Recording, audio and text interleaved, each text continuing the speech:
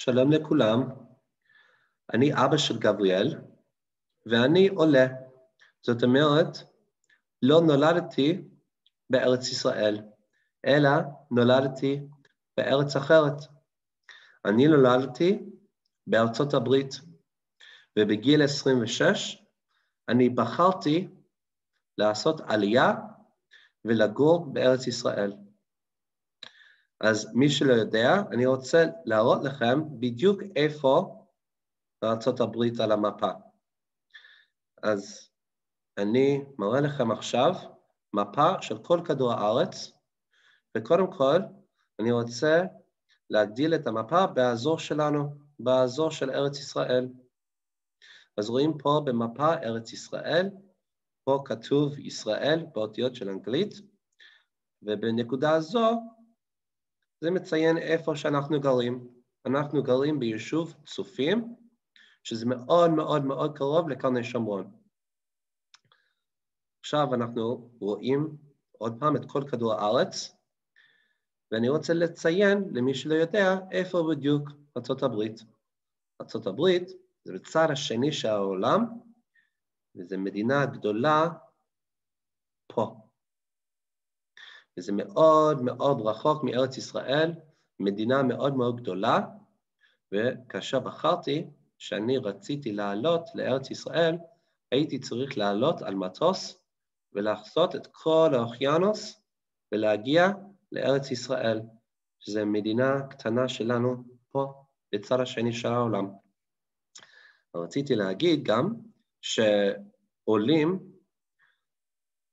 למטוס, הם קונים רק כרטיס אחד, בניגוד לטיול משפחתי, שקונים לכל בן אדם שתי כרטיסים, אחד הלוך ואחד חזור. אני רק קניתי לעצמי כרטיס כיוון אחד, בכיוון מארצות הברית לארץ ישראל. כי לא התכוונתי לחזור, התכוונתי להתחיל לגור באופן קבוע בארץ ישראל, ולקנות כרטיס טיסה ורק כיוון אחד, זו חוויה מאוד מאוד מרגשת ומאוד מאוד אופייני לכל העולים. אז עכשיו אני רוצה להסביר קצת על המדינה שלי, שנולדתי בה, ארצות הברית. אז פה רואים עוד מפה, עכשיו בעברית, ורואים את כל המדינה שלי, שנולדתי בה, ארצות הברית, וציינתי בכחול מסלול מצד המערב לצד המזרח. המסלול פה בכחול זה המסלול שהייתי יכול לקחת במכונית שלי אם רציתי להתחיל מחוף המערב בלוס אנג'לס ולנסוע כל הדרך לצד השני, לחוף המזרח בבוסטון. ושימו לב שאם רציתי לנסוע מלוס אנג'לס לבוסטון, בלי לעצור לאוכל, בלי לעצור לדלק, בלי לעצור לשינה, זה היה לוקח לי 44 שעות. זאת אומרת שמדינה של ארצות הברית היא מאוד מאוד ענקית, ממש יותר גדול מארץ ישראל. למשל, מקרני שומרון לחיפה זה ייקח 2 שעתיים גג, אבל מצד הראשון לצד השני של ארצות הברית, 44 שעות, וזה רק אם אנחנו לא עוצרים לשום דבר. גם רציתי להסביר שבארצות הברית יש מעט יהודים. בארץ ישראל יש המון המון יהודים, ובקרני שומרון כמעט כולם יהודים. זאת אומרת, אתם יכולים לצאת לרחוב, וכמעט כל האנשים שאתם רואים, לא כולם, אבל כמעט כולם יהודים. בניגוד לארצות הברית, שיש רק מעט אנשים. אז פה, באיור הזה, יש 100 אנשים, וכל איש זה בצבע אחר, וכל צבע מציין דת. ורק 2 אנשים פה, 2 אנשים כחולים, הם יהודים. זאת אומרת, לכל 100 אנשים שגרים בארצות הברית, רק 2 מהם יהודים. יש מעט מאוד יהודים בארצות הברית, וזה יכול להיות קצת מוזר להיות יהודי במדינה שאינה יהודית. למשל, פה יש עוד מפה של ארצות הברית, ורואים בכחול איפה היהודים גרים.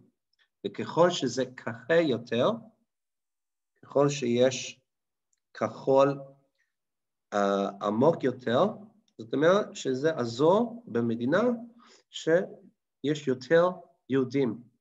אז רואים בניו יורק, גם בלוס אנג'לס וסן פרנסיסקו, אולי שמעתם על הערים האלה, אבל מה שחשוב להבין, שאם אתה יהודי ואתה גר באזור שיש רק מעט יהודים, זה יכול מאוד מאוד קשה להשיג אוכל כשר, או זה יכול להיות מאוד מאוד קשה להגיע לבית כנסת, כי באזורים שאינם המון יהודים, אין בתי כנסת ואין סופר עם אוכל כשר.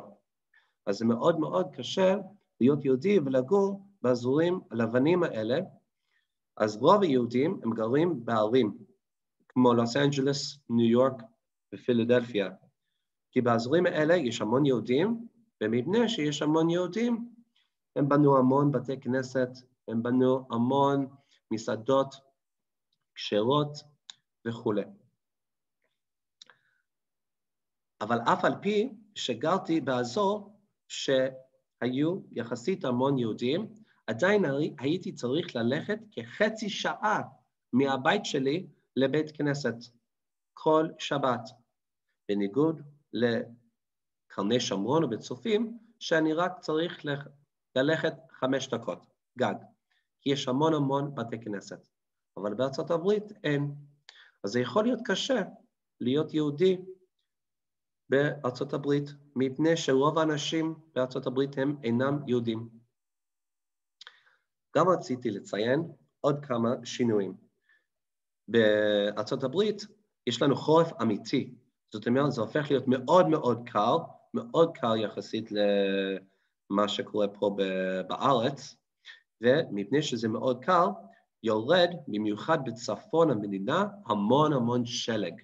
אז רואים בתמונה הזו, יש בן אדם שמפנה את המדרכה, כי אם המדרכה מלאה בשלג, אי אפשר ללכת, וזה פחות פתוח, מישהו יכול ליפול, חס ושלום. וגם אם יש המון שלג ברחוב, אי אפשר לנסוע, אפילו במכונית. אז יש לנו פה מסעית, ומסעית, מה התפקיד שלה? לפנות את כל השלג מהרחוב, שמכוניות יכולות לנסוע.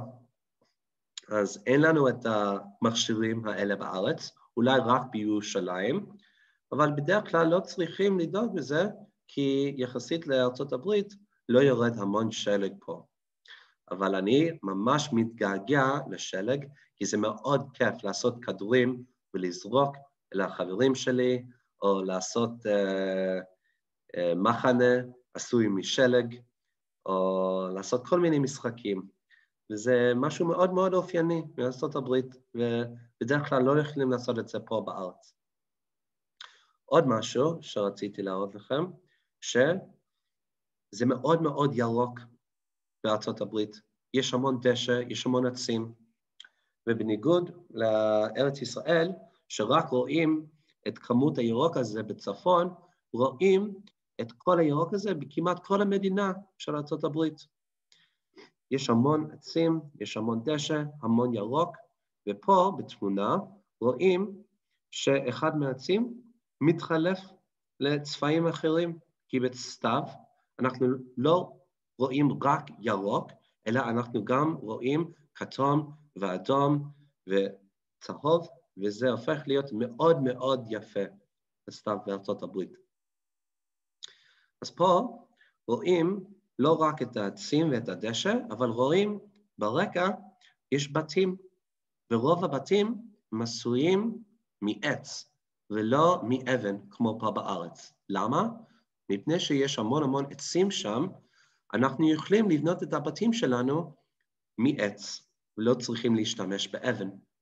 וגם רואים שיש לכל בית אזור, גם מקדימה, גם מאחורה, של דשא, וזה טבעי. לא צריכים לקנות את הדשא, ולא צריכים לטפל המון בדשא, כי בניגוד לארץ ישראל, גשם יורד כמעט כל שנה, לא רק בחורף.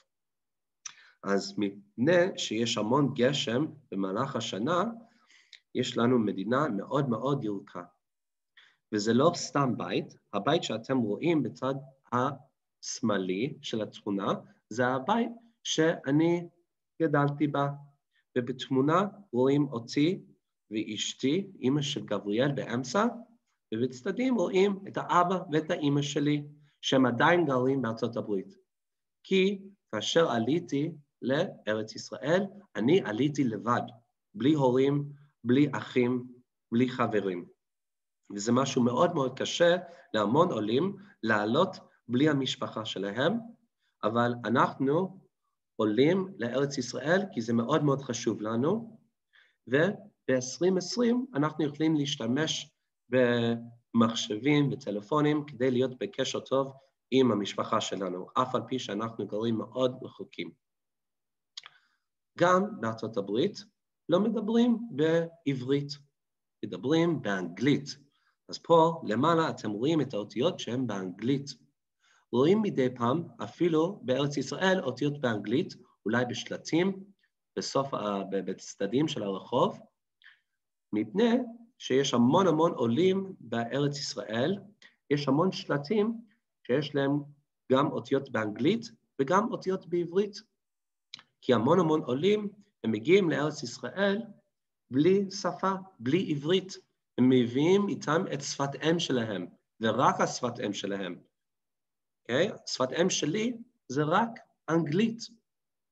כשהייתי ילד, הייתי יכול לקרוא עברית, אולי מהסידור, אבל לא הייתי יכול להבין ממש מה קראתי. רק התחלתי לדבר בעברית כשעליתי. וכמו שאתם יכולים לשמוע, אני מדבר בעברית עם מבטא חזקה. למה? א', כי למדתי את השפת עברית מאנשים שהם לא היו ישראלים, אז לא הייתי יכול לשמוע איך ישראלים מדברים בעברית.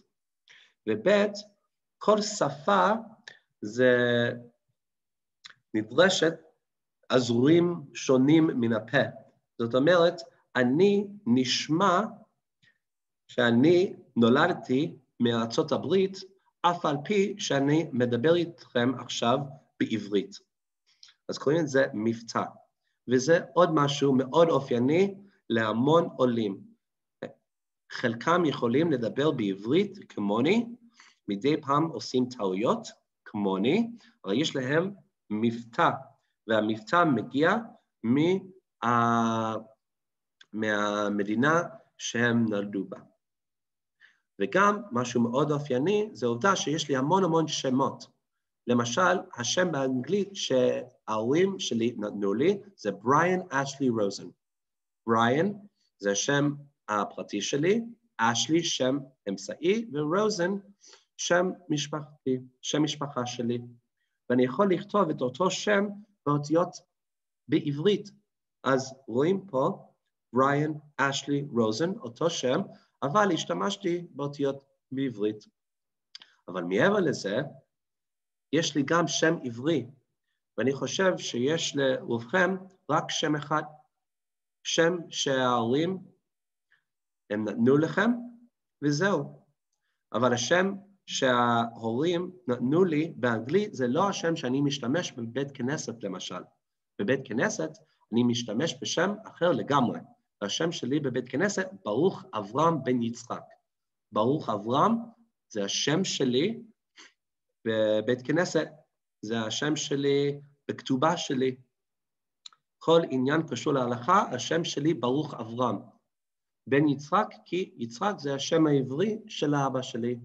אז זה עוד משהו מאוד אופייני להמון עולים שהם מביאים איתם המון שמות. לא רק את השם העברי, אלא גם השם הלועזי, או השם בשפת אם שלהם. וזה לאו דווקא אותו דבר. אז נפגשתי עם אמא של גבריאל, כשטסתי לארץ ישראל כדי ללמוד בישיבה. אז למה טסתי? ללמוד בישיבה, כי אני לא גדלתי בבית דתי, לא שמרתי שבת, לא שמרתי כשרות, ולא כל כך הבנתי את כל ההלכות שאתם לומדים בגיל מאוד מאוד רך ובגיל מאוד מאוד קטן. הייתי צריך ללמוד את הכל בגיל 22, 23, ולא הייתי יכול ללמוד את הכל בארצות הברית, אז טסתי לארץ ישראל כדי ללמוד את כל ההלכות ואיך להיות דתי. אז אחרי שנפגשתי עם אמא של גבריאל, והיא ישראלית, היא נולדה פה, היא לא עולה כמוני, ורציתי להתחתן איתה, ורציתי להישאר פה איתה בארץ. אז מפני שהפכתי להיות דתי יותר, זאת אומרת שיש לי הקשר ביני לבין ארץ ישראל יותר חזק, אחרי שהפכתי להיות דתי יותר, אחרי שהפכתי להיות חוזר בתשובה, וגם מפני שאמא של גבריאל היא ישראלית, בחרתי לעלות לארץ ישראל ולגור פה באופן קבוע. אז פה רואים תמונה מאוד מאוד מרגשת, הרגע שיצאתי מן השער בשדה תעופה בן גוריון, הרגע שירדתי מהמטוס אחרי שעליתי. ופה רואים תמונה חמודה, שאני מחזיק בידיים שלי את תעודת הזהות שלי, וגם את תעודת העלייה שלי. וזה הרגשתי מאוד מאוד טוב, כי הרגע שקיבלתי את תעודת זהות שלי, זה היה סימן הראשון שאמר לי שעליתי לארץ ישראל, שהפכתי להיות ישראלי. אבל אני לא רק ישראלי, אני גם ישראלי ואני גם אמריקאי. אני לא איבדתי את הזהות שלי מהמדינה שנולדתי בו, אלא הוספתי. אני מרגיש שאני אזרח ישראלי, אבל אני לא שוכח מאיפה נולדתי. אז אני גם וגם. אז התחתנתי עם אמא של גבריאל, פה רואים אותנו מתחת לחופה, בחתונה, מחזיקים את הכתובה, ויש לנו, ברוך השם, 3 ילדים חמודים. אתם מכירים את גבריאל פה בתמונה, ויש לגבריאל 2 אחיות. האחות הגדולה ביותר שמה אמליה, והאחות הקטנה ביותר היא מוריה. אז אני רוצה להגיד תודה לכולכם ששמעתם ושמתם לב על הסיפור שלי, ואני מקווה בעתיד, אחרי קורונה, שאני יכול להסביר יותר על עצמי פנים אל פנים ולא דרך זום. אז ביי לכולם.